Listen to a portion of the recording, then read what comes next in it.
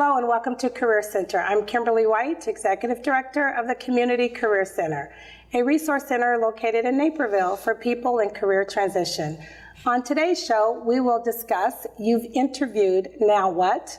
And later, you've got the job, now what? Joining me to chat about both are Michelle Arnold, Director of Recruitment for Dealer Inspire, and Tim Pabich, Founder and CEO of Magnitech Solutions. Welcome to you both. Thank you. Thank you. Thanks for being here.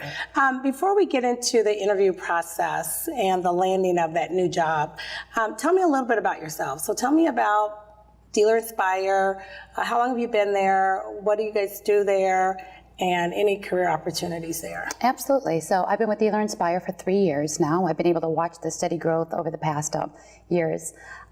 Really at this point now, we have over 20 open positions with the hopes of hiring 80 people by the end of 2018 to kind of meet our goals. What we do is we provide innovative technology services for the automotive industry. Okay. So some of our products include, the website platform as well as, fuel, conversations, and online shopper. We like to look at it from search all the way to signature. So if someone is trying to look for a job, a car, is that the software that you guys provide? Like you can go in and, yes, absolutely. So we're the main provider, website provider for, I'd say, about 18 OEMs, that's the original equipment manufacturers. So we're the preferred provider for them. So what that means is that when any of the local dealerships, we're at a national level, we also have dealerships in Canada and in Mexico. Any of those local dealers, if you go to their website, it could be made by us. Okay. And you guys have grown, Oh yeah, we've grown by, each year we've grown by 100%. Wow. Yeah, very exciting. Yeah, at this point we have about 475 employees. Wow, yeah. Very good. All right, Tim, tell me a little bit about Magnitech. So it's a full service IT department for small, mid-sized companies. I don't have 475 employees, but I started as a one-man shop 7.5 years ago. Did that for a long time, did it all. Did the billing, did the tech support, did the sales, and the HR. I still pretty much do the HR. And now we've got 10 people.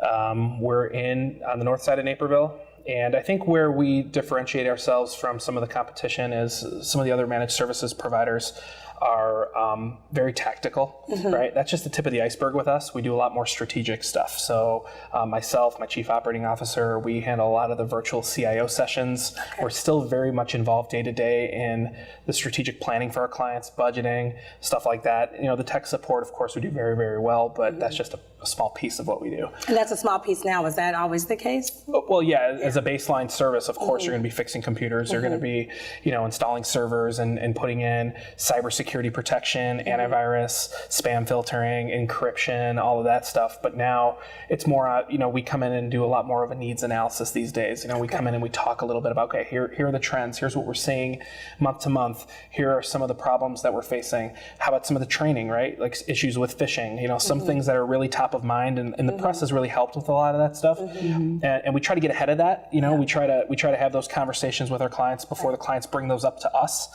and say, well, what about that? So it's really incumbent upon us for the fees that we're collecting that we're persistent and proactive, and we're the ones that are sort of bringing those things to you. Okay. Hey, have you thought of this? Have you thought of that? We're noticing a hole here. Let's plug that up. Right. And those are some of the nice things that we can bring to the table. In general, what's IT careers? What does that look like now? IT is kind of all over the place over the years, right? And now, how's that? In today's market? Wow. I think, we're full employment. It's very hard to find a good IT guy. That's why when we get an objection, a lot of times when we're trying to sell our services, and they're like, well, we can hire somebody. I say, okay, good luck with that, because when you figure that out, let me know. Because, because it's not just about cost, right? Sometimes people look at it from a cost perspective, like what are our fees costing us per month? And you take that and you annualize it. Well, gee, I could hire somebody. Well, not really, because you got the other things to think about, right? You have to think about, how am I going to train this person? How am I going to keep them happy? How do I know that they're actually getting the job done, right? There's got to be someone that can oversee this person, manage them, make sure they're going to conferences and getting training, right? There's a lot of training involved in what we do. There's it changes consistently, so you have to be aware of all the new technologies. Right. We have the same challenge because I think there's less than 2% of developers that are actively seeking. Really? So less than 2%. So Wow. all of those candidates, they're passive. Yeah. The talent that you want, they're not really looking for jobs. Yeah. So let's talk a little bit about the talent. So we see at the Community Career Center folks obviously who are looking for jobs. And then, you know, once we get them past that resume and they get that resume in the hands of you, hiring managers, now they come in for an interview. How does someone know if an interview is going well? What are some of the things that you've experienced to...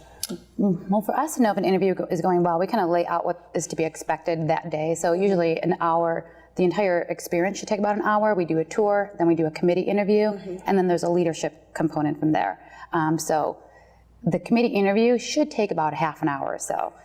If it is shorter than that time that's allotted, usually it's not going well. If it's much longer than that time, that's really not a good sign either, because they're not being respectful to they may not be answering the questions properly, and they're not being respectful to the timeline that we have kind of laid out for them. So they know from the beginning what that timeline is? Yes, absolutely. What about you, Tim? Well, I bring more of a personal element to my interviewing because for a long time I was a one-man shop. So now when I hire somebody, they're representing me. They're representing the standard I've laid out as the founder of the company.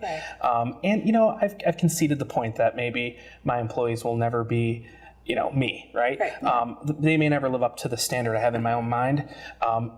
But you know what? Honestly, they've proven me wrong in a lot of cases. My employees do really, really good work, and they're awesome, and they get awesome accolades from our clients.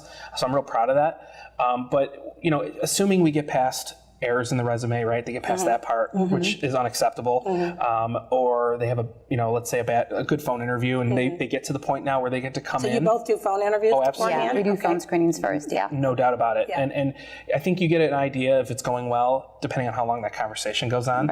I'll give you an example. I'll pick up a phone, I'll call someone, they may say something to me real quick that just seems inappropriate, or maybe they swear, and I cut off the conversation. Like it kind of ends. Okay, well, I'll follow back up with you. If it's a 5-minute conversation, probably didn't go that well. If we're talking for 20, 30 minutes, it's going well. When I interviewed our salesperson, and salespeople are very tough. Usually that's the best they're ever going to be, right?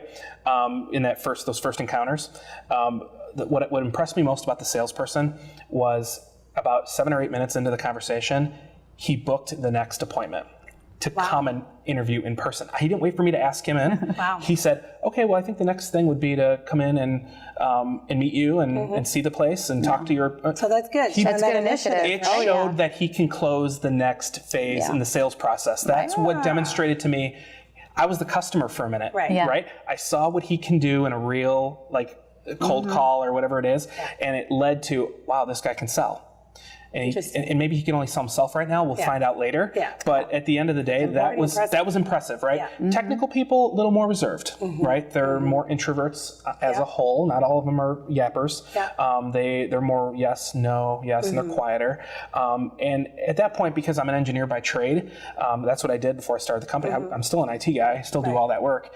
I could usually cut through it quickly. If I know right away if they know what they're talking about. So they can't really pull the wool. And the same thing goes for Matt, my chief operating officer. He's also a technician, so we know right away if they know what they're talking about.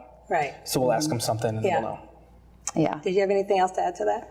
I think for us too, it's very important that individuals know about Dealer Inspire. We want people that want to work at Dealer Inspire. So I can tell right away if somebody is sending out blanket resumes and they're not applying for this position, they're applying for many jobs. We're looking for people that want to come to us and feel as though they're owners and kind of grow their career. So I can tell right away too if they don't know about the position that they're interviewing for, and if they don't know about Dealer Inspire. And given technology, it's easy enough now to pull up our website and kind of rattle off what we're all about. You really should know when a company is started. Absolutely. That's very important for us. That's key. And the cover letter usually is good. I mean, I know a lot of people do that, and they should do that, right? They talk about how exciting it seems, and I saw the website, and sometimes I'll, in that phone interview, go, well, what did you like about the website?